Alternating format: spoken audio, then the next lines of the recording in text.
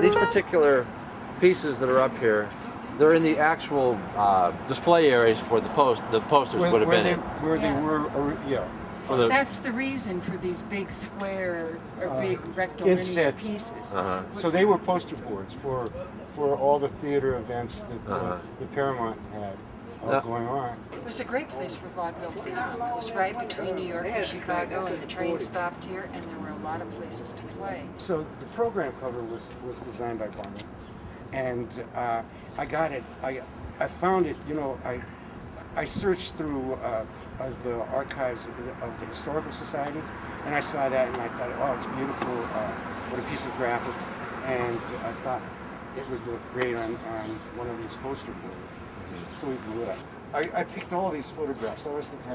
I just loved them, just going through them. I picked a whole bunch of them. And then we had to prove that there was no copyright on it. So I sort of had to dive into the Telegraph records, and I didn't even know what year they were. They weren't.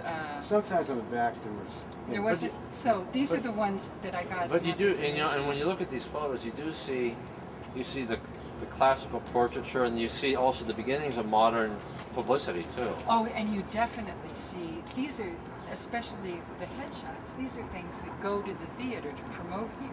Well, some of the local people. It's this is Max Shagger riding a bike. With Joey Brown. Joey Brown. This is Joe Jr. With his dad, Joe Sr., and of course James Cagney. And that's my Uncle Barney. Now, Uncle Barney was the guy who did the posters. He's the poster artist. Yes. Poster artist. Yeah. Okay. Yeah. And then there's your Barney over there too. Another photo. Yes. Yeah. Okay. Actually, that's my favorite one. He's slim. He's slim and He was a partner with Trinkle Sanker. Okay. But you and do Esther Hamilton, who was, a very prominent studio right up Youngstown. There. He had a studio right up there the same time that Roosevelt came down the street. So okay. He was able to, But now, I mean, you see the Chagrin family figuring pretty prominently into a lot of these. I mean, you see them with major stars from the day, from Warner Brothers. Absolutely.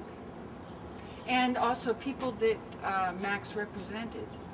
right, Joan Weathers was one of his clients. Yeah.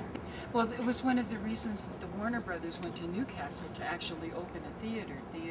It isn't that they didn't love Youngstown, it was that there was too much in Youngstown. And they didn't have competition over there. And when they were traveling around with their tent show and movies, they grew to like Newcastle. It wasn't that far away. They knew how long it took in minutes to get there from here.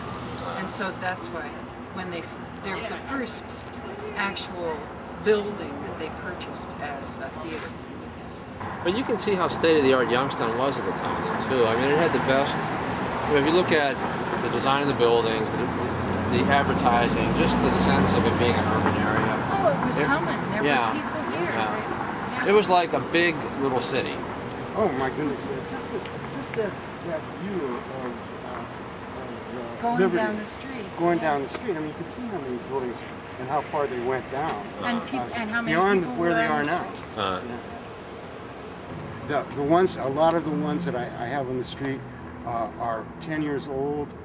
They were the first ones that I put up with, photocopies on Fleck plywood with Elmer's glue and polyurethane over top of them.